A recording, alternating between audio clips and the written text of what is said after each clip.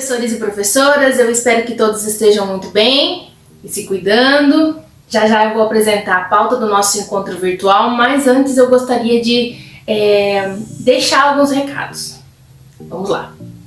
Lembrem-se que nós estamos utilizando uma plataforma virtual, que já não é mais novidade para vocês. No entanto, nós queremos que vocês compreendam quando, por exemplo, a plataforma ela demora para carregar, quando vocês não localizam algum recurso, quando ela trava, porque nós estamos sujeitos a esses eventuais problemas técnicos, tá? Por trás dessa tela há uma equipe de suporte técnico, que é a equipe do Escolariza, e há também a equipe da Secretaria de Educação, que fica sempre atenta ao que vocês sinalizam, enfim. Temos notado uma certa ansiedade em vocês. Um exemplo, nosso HTPC está marcado para acontecer às 17 horas. E minutos antes, vocês acabam sinalizando que não estão visualizando o conteúdo. Então, quero que vocês saibam que existe uma programação, né?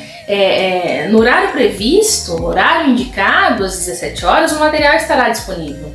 E se houver qualquer problema, como já aconteceu, nós estaremos a postos, né, para resolver, como fizemos nos outros casos, tá?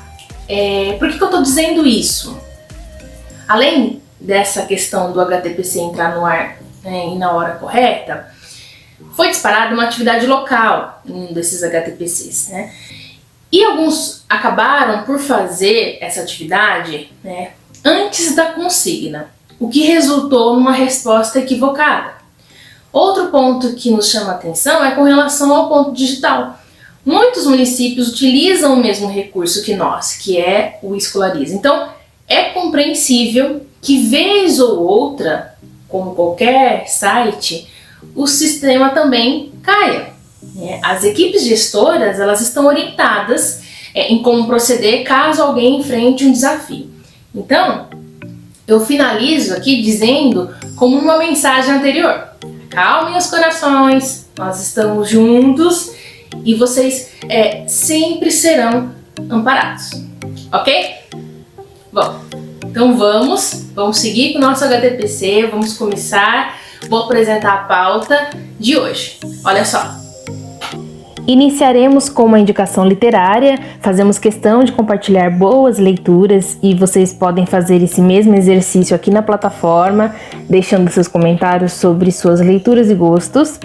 Darei um retorno breve sobre como foi a nossa atividade local, a atividade na qual convidava vocês a elaborarem um feedback.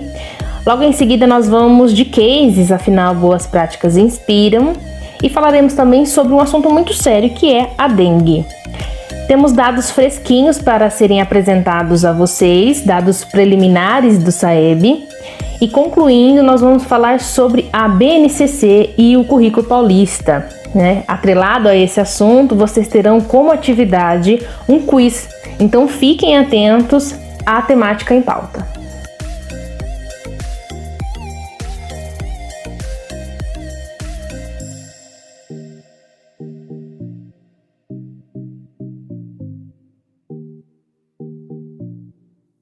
Vamos iniciar a nossa pauta com indicação literária e hoje eu trago para vocês, depois de Mia Couto, Walter Hugo Mãe é o meu queridinho. E o primeiro livro que eu li do Mãe foi Paraísos São os Outros, e confesso ter ficado encantada com a obra desse autor. Eu não trouxe ele para vocês porque o meu ele está emprestado, mas vale a pena ler. Se fosse para dizer em poucas palavras, a história sob a ótica de uma menina, e ela tem o poder de tornar os nossos pensamentos mais leves e deixar a gente com vontade de amar ainda mais. Então ela reforça muito que é no amor que nós encontramos a felicidade. Então vale muito a leitura, mas esse hoje do Mãe que eu trago, Homens Imprudentemente Poéticos, ele constrói a sua narrativa a partir de um cenário do Japão. E aqui é o Japão antigo, tá? A narrativa ela gira em torno de dois homens extremamente simples E o mãe, ele é tão sensível que muitas vezes a gente não consegue perceber. Então, para essa leitura, para alcançar esse autor, você precisa desacelerar, né, expandir e ouvir, né, com muita calma. E eu acho que nesse momento de pandemia, nós estamos vivenciando, é uma excelente indicação e é uma excelente leitura. Fica aqui, empresto para quem tiver interesse e vamos continuar essa troca. Vale também deixar suas indicações aqui nos nossos comentários e vai ser um exercício de troca bem interessante também, tá? Bom, agora chegou o momento das devolutivas da atividade local.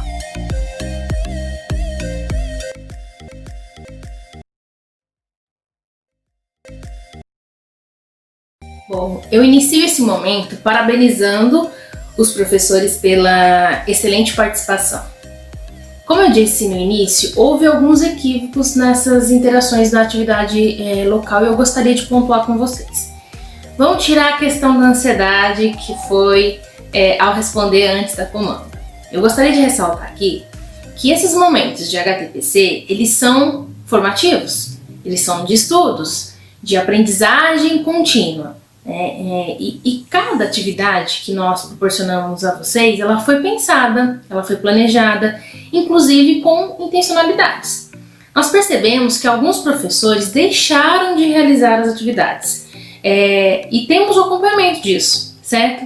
Mas aqui, enquanto formadora, eu gostaria de trazer que nas devolutivas nós podemos observar que ocorreram 3 situações e eu vou apresentar elas para vocês.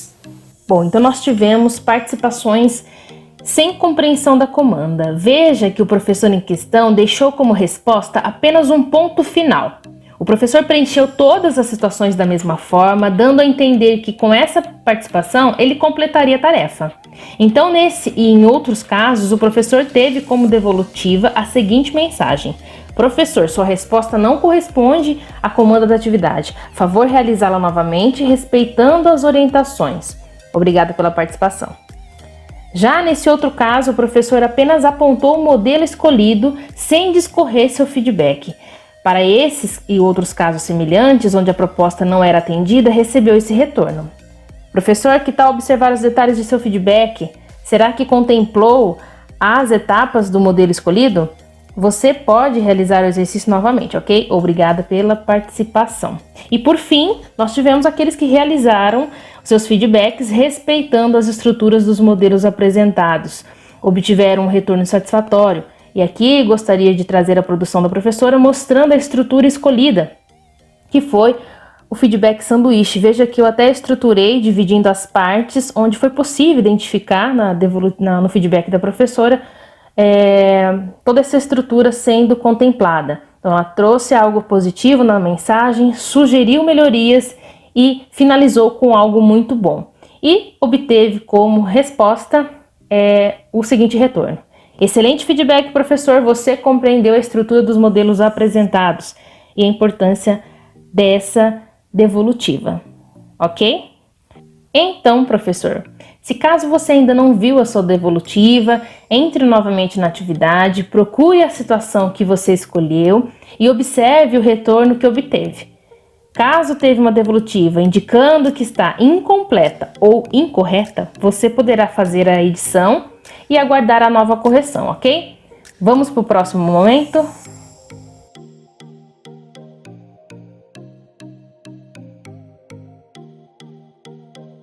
Hora de mostrar alguns cases e o primeiro é de encher os olhos.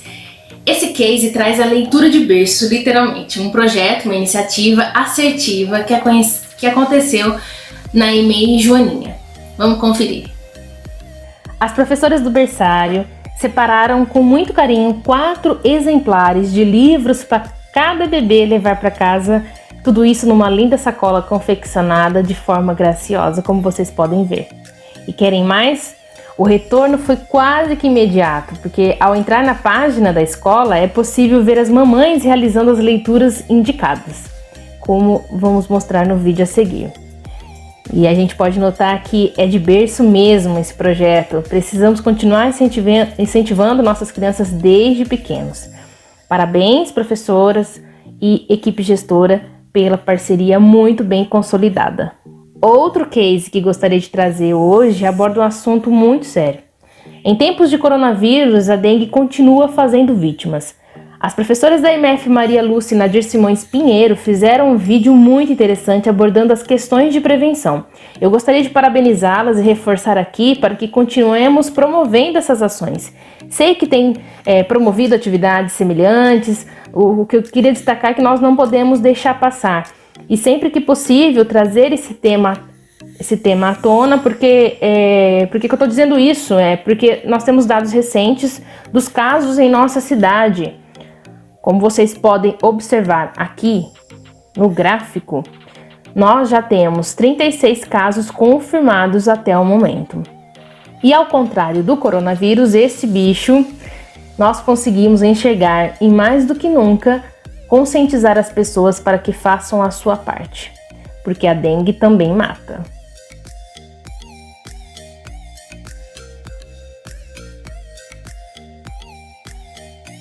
Vamos continuar então nesse movimento de dados. Eu trago a vocês um que é fresquinho, que são os resultados do SAEB. E aqui nós vamos aproveitar a oportunidade para fazer um comparativo mostrando a vocês os níveis de proficiência de língua portuguesa e matemática nos anos iniciais e finais. Então, o professor de educação infantil, é muito importante que vocês também se atentem a esses dados, porque nós sabemos que são corresponsáveis por esse processo. Sabe aquele projeto de leitura do berço que nós acabamos de conferir? Pois bem, faz todo sentido aqui. Toda ação de incentivo e estímulo começa desde cedo. E tem um retorno muito positivo. E pode ser que você, professor de educação infantil, não consiga colher os frutos naquele momento. Mas você está plantando, você é a base desses resultados, tá? Bom, para quem não sabe, o Sistema de Avaliação da Educação Básica, SAEB, é um processo de avaliação em larga escala. Ele é realizado periodicamente pelo Instituto Nacional de Estudos e Pesquisas Educacionais, Anísio Teixeira. O SAEB, ele oferece subsídios para elaboração, monitoramento e aprimoramento de políticas com base em evidências, permitindo que os diversos níveis governamentais avaliem a qualidade da educação praticada no país. Bom, por meio de testes que são cognitivos e questionários, o SAEB ele reflete os níveis de aprendizagem demonstrados pelo conjunto de estudantes avaliados. Então, esses níveis eles estão descritos e organizados de modo crescente em escala de proficiência de língua portuguesa e matemática. Então, para cada uma das etapas avaliadas. Os resultados de aprendizagem dos estudantes apurados no SAEB, juntamente com as taxas de aprovação, reprovação e abandono verificadas por meio do censo escolar, compõem o Índice de Desenvolvimento da Educação Básica, que é o famoso IDEB. Bom, então vamos conferir essa preliminar juntos, porque é uma preliminar. Lembrando que aqui não temos problemas algum em expor nossas escolas, porque trabalhamos em rede, são nossos alunos, e até mesmo porque um determinado aluno ele pode migrar entre nossas escolas ao longo do ano letivo, certo? Então aqui nós vamos fazer uma leitura juntos e em uma outra oportunidade vocês vão dialogar com a equipe gestora também para debruçar com mais calma nos dados da sua unidade escolar. Combinado? Bom, nós vamos fazer o seguinte movimento. Vou trazer os dados de 2017, apresentando o nível de proficiência em destaque, comparando com os dados de 2019 que acabamos de receber, ok? Nós vamos começar pela Escola Francisca Simões. Observem que a escola em questão, em língua portuguesa, o nível que estava em evidência em 2017 era o nível 2. Eu vou fazer um parênteses aqui, lembrando vocês que estaremos disponibilizando também, para quem tiver interesse, em ver detalhadamente o que representa cada nível de proficiência, tá?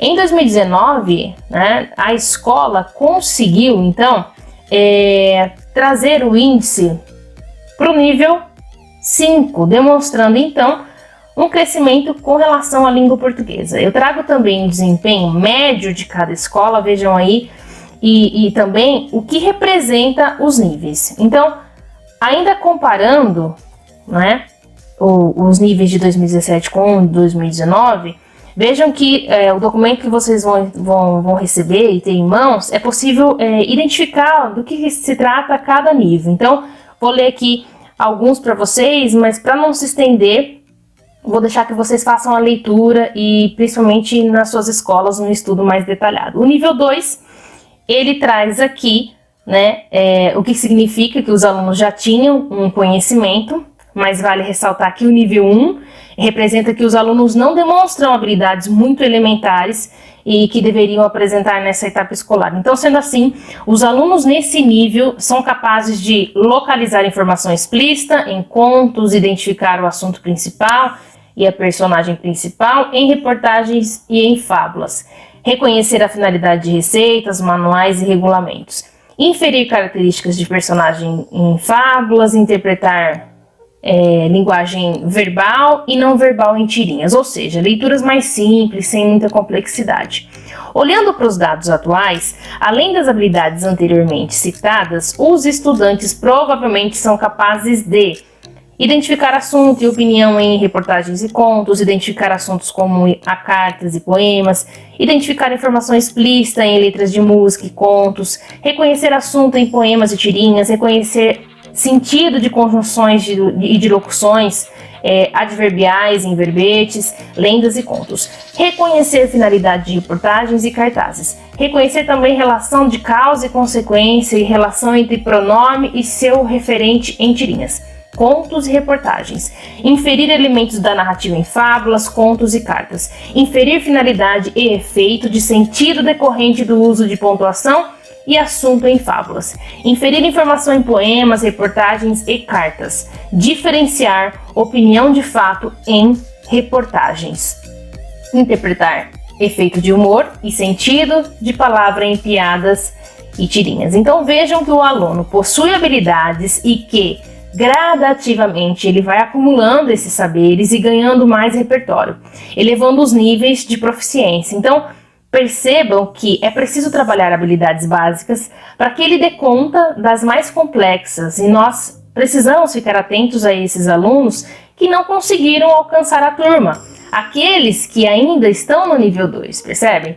Então, vou trazer os dados de matemática agora para vocês, que em 2017 os alunos do Francisco Simões estavam no nível 4, e em 2019 eles caminharam para o nível 6. O que vale pontuar aqui é que esses alunos de 2017 não são os mesmos alunos de 2019.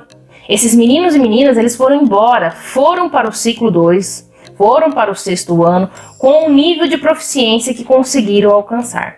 E o que queremos destacar também é que a escola, com formação, com materiais didáticos, com orientações, tem caminhado muito bem, procurando alavancar esses índices, procurando alavancar a aprendizagem dessas crianças. Então, eu deixo aqui, em nome da Secretaria da Educação, os meus parabéns para todas as equipes escolares.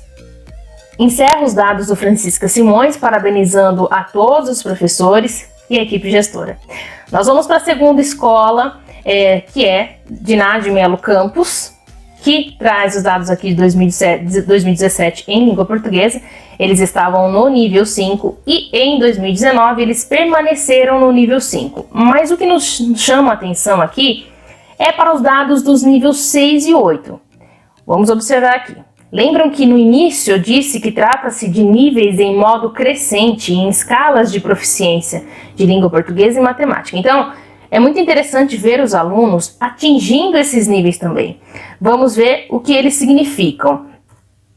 Trago o desempenho médio da escola e trago também o que significa o nível 5 e também o nível 6, tá? Como eu disse, para não se estender muito aqui durante o HTPC, é muito importante que vocês se debrucem nesse material, combinado?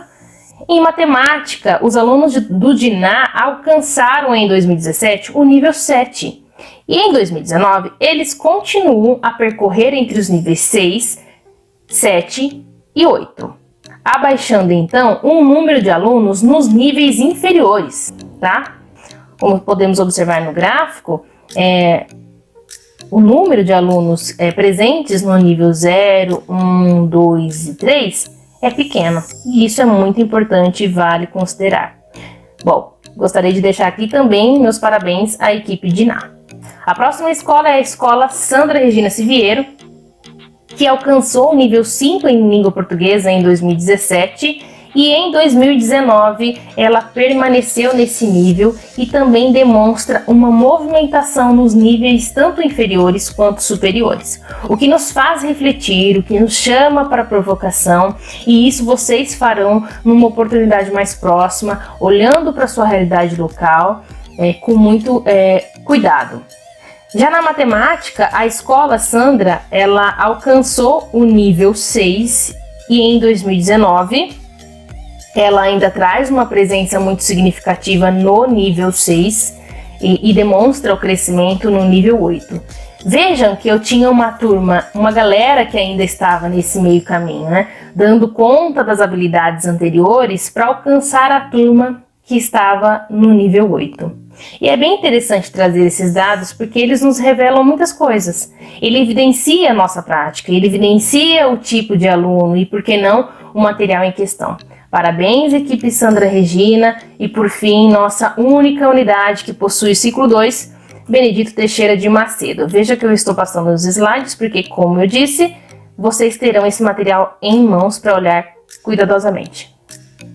Bom, começo trazendo os dados dos anos iniciais, porque em 2017 nosso quinto ano estava no nível 4 e em 2019 nós avançamos para o nível 6. O que mais uma vez gostaria de destacar é a importância desses dados revelarem esses avanços gradativos. Vejam que nós não avançamos bruscamente, de 2 para 8, de 3 para 7, enfim. Sabemos que os resultados, eles demoram a aparecer, eles requerem tempo, preparação e exigem de nós muito estudo. Lembra a educação infantil de colher os resultados? Ele é moroso, mas ele vem. Em matemática, os nossos alunos, em 2017, eles alcançaram o nível 6 e mantiveram esse nível em 2019. Mas vale aqui também olhar para o nível 3. Que habilidades são essas que metade da turma não conseguiu alcançar? São reflexões que vocês farão, mas que vocês provavelmente possuem respostas. Agora, caminhando para o ciclo 2, vejamos que em 2017, nossos alunos do 9º ano, eles foram para o ensino médio dando conta das habilidades do nível 2 e o nível 4. Em 2019, eles avançaram para o nível 3 e 5. Já em matemática, nossos alunos alcançaram o nível 3 e em 2019 a turma estabilizou entre os níveis 4, 5 e 6. Parabéns, Escola Benedito, pelo empenho, dedicação e comprometimento. Às vezes a gente pode ter a sensação de que os dados eles continuam os mesmos, os resultados de 2017, se observados com detalhes, comparados com de 2019, eles revelam que os caminhos para mudarmos a qualidade da educação básica como um todo nunca antes estiveram tão evidentes. Os diagnósticos eles estão cada vez mais detalhados, o que pode ser encarado como uma oportunidade para efetivarmos mudanças nos rumos da aprendizagem das nossas crianças e jovens. E vale dizer que o IDEB é calculado de 2 em 2 anos pelo INEP e é considerado uma das maneiras disponíveis de se medir a qualidade da educação brasileira. Ele cruza essas informações de desempenho dos alunos em avaliações nacionais de língua portuguesa e matemática com as taxas de aprovação desses estudantes. Então, a partir dessa conta, tem-se um índice que vai de 0 a 10, que é dado para uma escola, uma rede de ensino, um município, um estado ou para um país. Quanto mais próximo de 10, melhor seria a qualidade da escola. Então é preciso ressaltar, no entanto, que essa conta deixa vários fatores intra- e extraescolares de fora, o que significa que devemos utilizar o IDEB sempre com essa ressalva, tá? O que fazer com esses dados? Enfrentá-lo exige que diretores, coordenadores pedagógicos e técnicos da secretaria adotem uma série de ações, tá?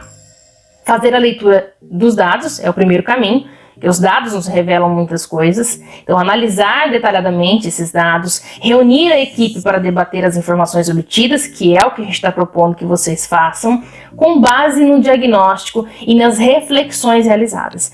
Preparar um plano para transformar tudo isso em trabalho efetivo na escola. Então, mais uma vez, nossos parabéns a todos os professores, sem exceção, pela semente plantada, pelo trabalho empenhado e realizado da melhor forma possível. Nós, enquanto Secretaria de Educação, nós estaremos apoiando como sempre fizemos nos próximos passos, que deverão ser ainda mais promissores.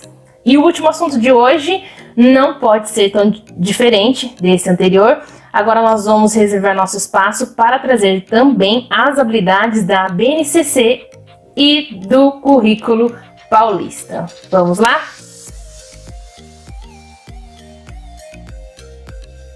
Bom, então vamos falar sobre a base. E essa é uma discussão muito importante em tempos de pandemia, porque a base ela está aí, ela precisa ser implementada e há ainda muita dificuldade para colocar na prática e efetivar a implementação da base. Nós vimos aqui as habilidades em jogo sendo desenvolvida pelos nossos alunos e, como professora, eu sempre me perguntava, afinal de contas, os alunos precisam aprender comigo ao final de um ano de trabalho? O que eles precisam, né, aprender comigo ao final de um ano de trabalho? Então, o que eu uso para essa inferência toda? Eu uso o livro didático, enfim. A gente não tinha parâmetros curriculares, não tinha nada, mas essa é uma pergunta que me perseguia como professora. E quando eu comecei a atuar como formadora de professores, eu não sei quantas vezes eu respondi essa questão, essa pergunta para os professores de todos os segmentos da escola. Educação infantil, dos anos iniciais, dos anos finais, do ensino médio, enfim. Aí quando a base está prevista na Constituição Federal desde 1988. Depois, em 1996, é quando a LDB é finalmente promulgada, aparece como Nacional Comum Curricular da Educação Básica, enfim. E aí quando vem o Plano Nacional da Educação, que inclui a base não como uma meta, né? Uma ação para desenvolver bem pelo menos 4 metas, né? Especialmente da melhoria da educação infantil, do ensino médio e dos resultados de aprendizagem da educação básica. E, claro, da formação de professores. A base é o melhor exemplo, talvez seja o exemplo mais bem acabado que nós temos de como seria possível fazer educação política. É uma política de Estado, não de governo. O Brasil ele não deu esse avanço ainda, mas ele precisa dar, né? E eu acho que a aprendizagem é o foco.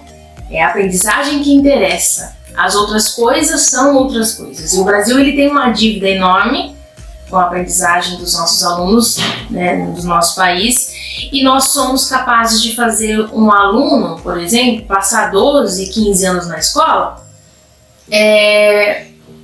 porque alguns terminam uma escolaridade básica lá no ensino médio, tendo passado mais de um ano na mesma série. E ainda assim, desses que conseguem chegar lá ao final do ensino médio, no índice de aprendizagem em língua portuguesa e matemática, está muito pequeno, né? Uma finalização, uma terminalidade da educação dos jovens, sabendo apenas 4% daquilo que deveriam saber, e esses 4% do que deveriam saber também estão muito centrados numa distorção que o país criou quando não fez a base logo depois da homologação da LDB, que é esta dívida que você cria um sistema de avaliação, né? O Brasil tem o SAEB, como a gente já acabou de ver. Ele é reconhecido internacionalmente como um bom sistema de avaliação, mas ele pode dar problemas, que aconteceu nos estados, que acontece nos municípios, que você tem uma avaliação sem ter um currículo.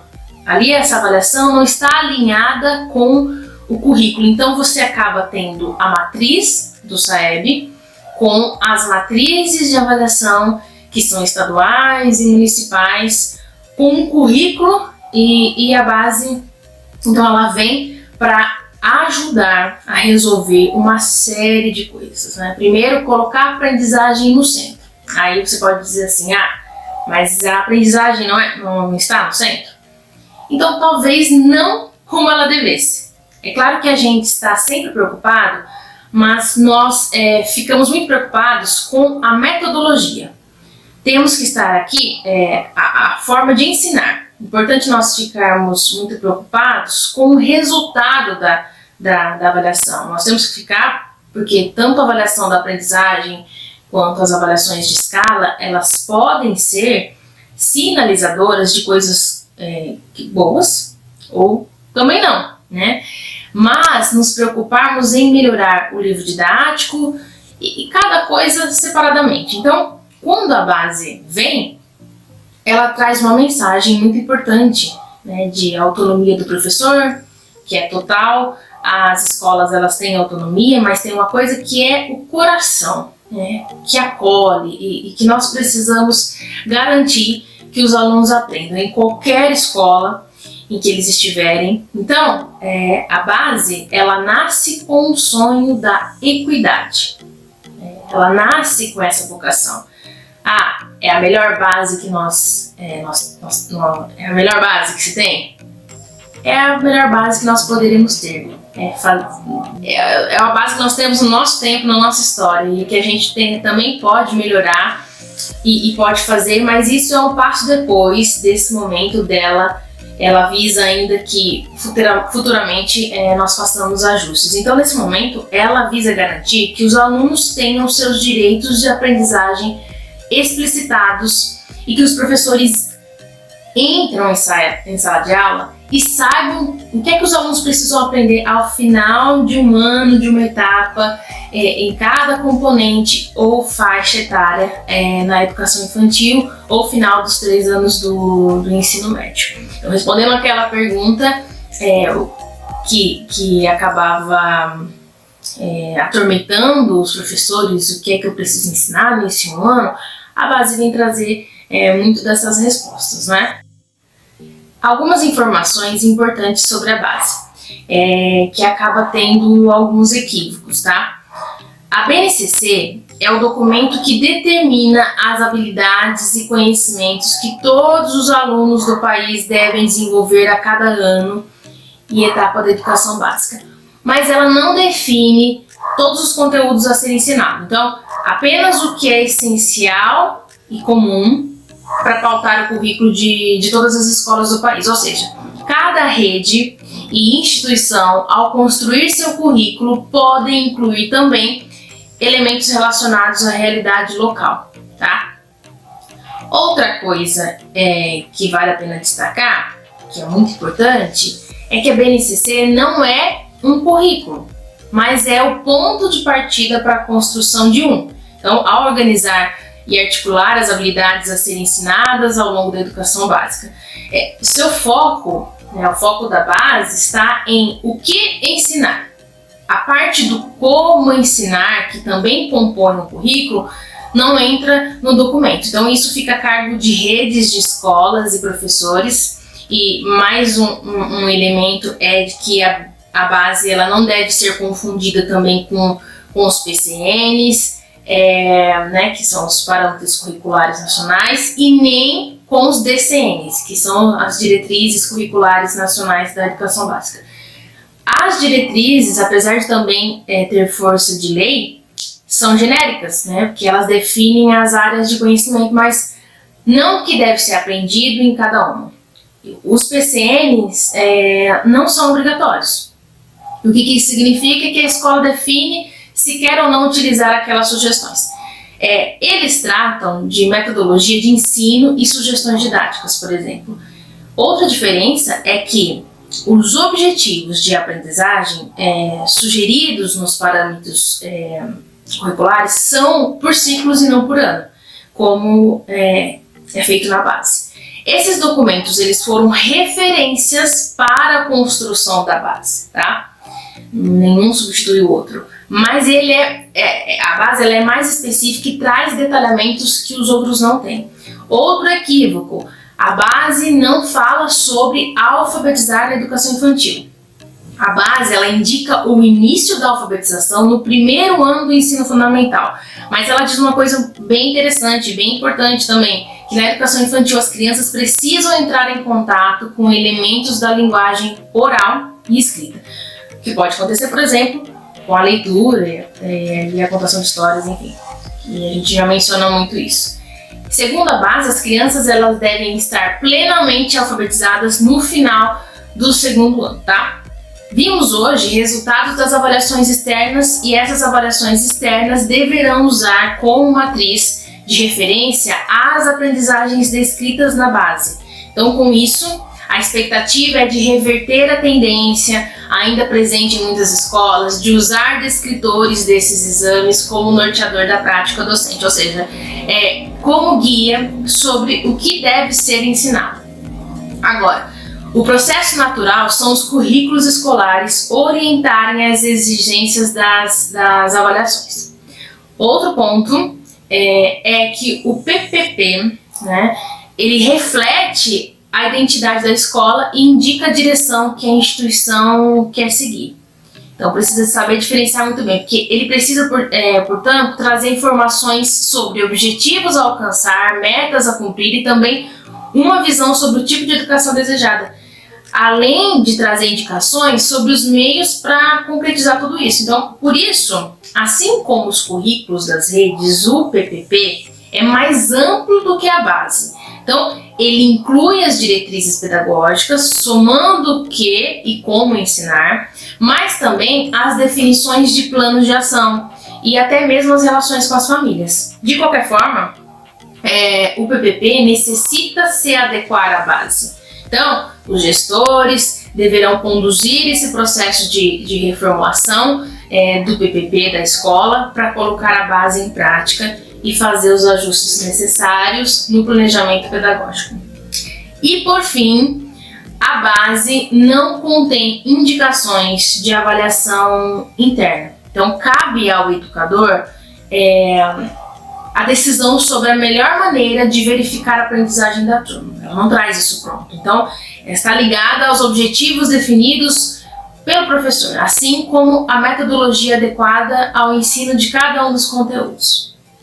Agora, a outra vantagem que ela tem é justamente o fato dela ser a base da educação básica. Então, você não tem a base da educação infantil, a base do ensino fundamental, você tem a base, né, organizada por etapas e em cada etapa com as suas especificidades. Mas há uma coisa que a base, vamos reforçar de novo aqui, que a base ela não é currículo. Então, em 2018, os estados em regime de colaboração com o Ministério da Educação e também com os municípios, especialmente estados e municípios, eles fizeram os currículos. Então, nós temos o nosso currículo paulista, né, nosso currículo referencial. E talvez o ensino fundamental e a educação infantil fossem a etapa em que mais a gente estivesse no caminho certo da carruagem.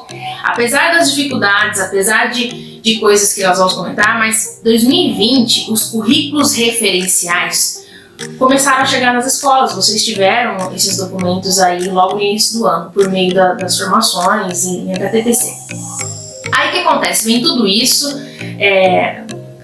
começa a se perguntar agora, nesse momento, afinal de contas, como é que nós vamos fazer agora para que nós tenhamos e nós possamos diminuir ou reduzir, como eu costumo dizer, reduzir os danos deste distanciamento social. Então, a base ela foi feita com altas expectativas, ela não visou atender a uma situação atual.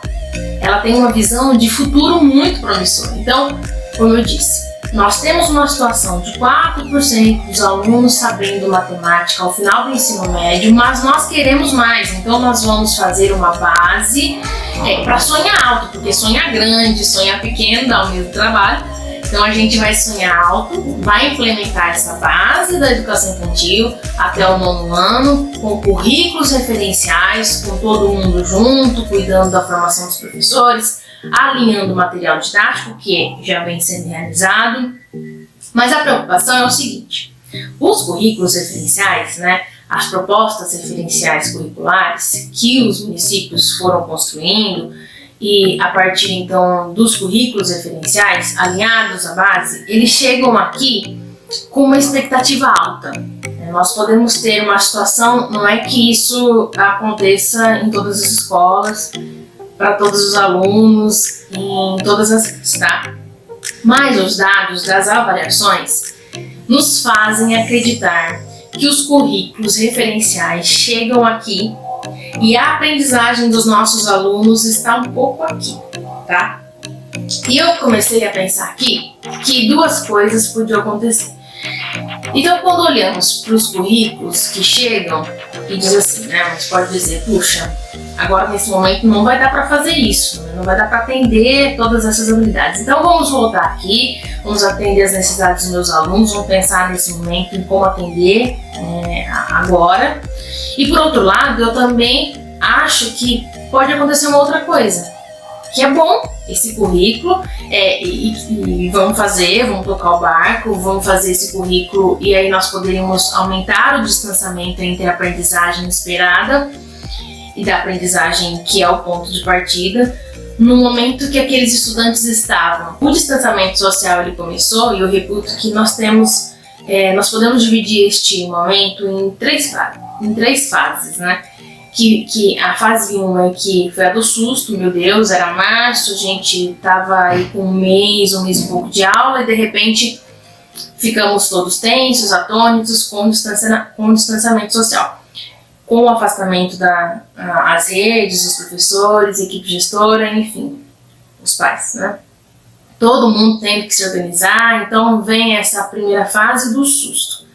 A gente começa a emergir dela. E tem a segunda fase que chega a nós, que nós começamos a fazer várias perguntas. Como é que eu vou garantir que todos os alunos tenham acesso às coisas da escola? Vai ser aula distanciada? Não vai ser aula distanciada? Vão valer os 200 dias letivos? Não vão valer os 200 dias letivos? Como é que você não deixa nenhum aluno para trás?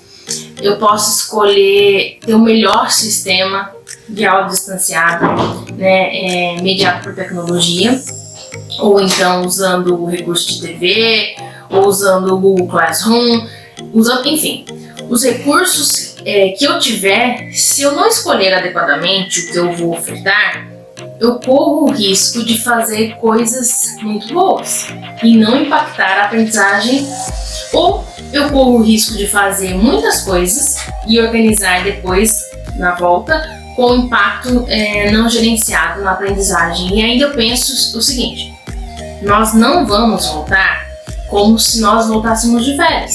Vai ser tudo muito diferente. Nós temos muita coisa para pensar.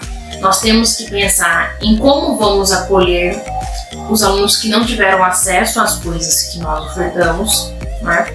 Nós vamos ter que pensar nas perdas que aconteceram nesse momento de tensão que nós vivemos dia a dia, com todas as situações possíveis, as pessoas que viveram perdas familiares, as pessoas que viveram estresse de ter que repensar todo o seu cotidiano, enfim.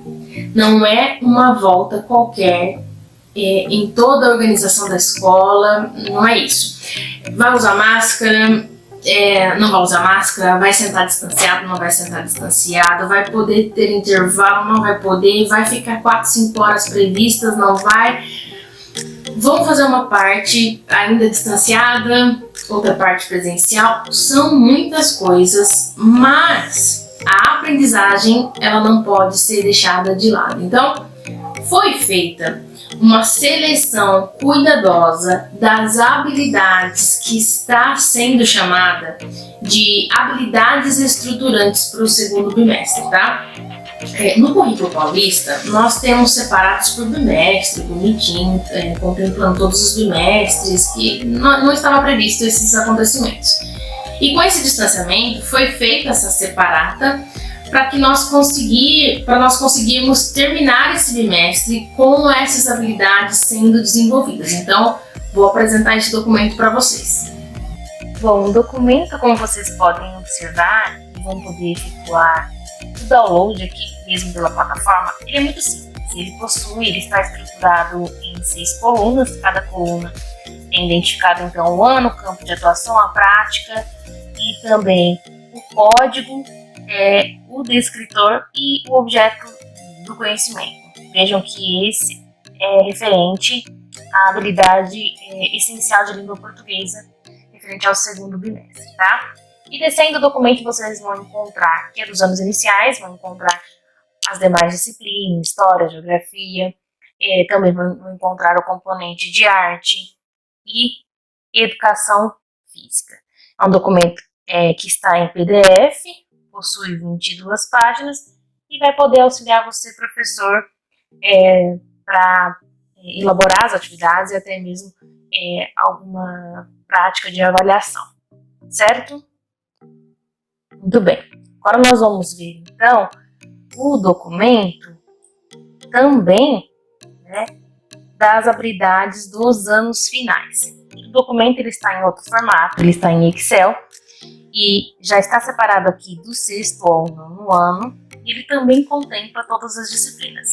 Diferente do que eu apresentei anterior dos anos iniciais, como ele está em Excel, as disciplinas elas estão organizadas em abas. Então percebam que abaixo nós temos as diversas abas e cada uma corresponde a uma disciplina. Basta clicar e conferir as habilidades previstas para esse segundo bimestre também. Bom, agora vocês serão direcionados a um quiz para testar seus conhecimentos sobre a Base Nacional Comum Curricular. Para isso, basta você clicar no botão próximo e responder as questões para finalizar o HTPC, tá bom? Vamos lá? Então tenham todos uma excelente noite, obrigada pela participação e até mais!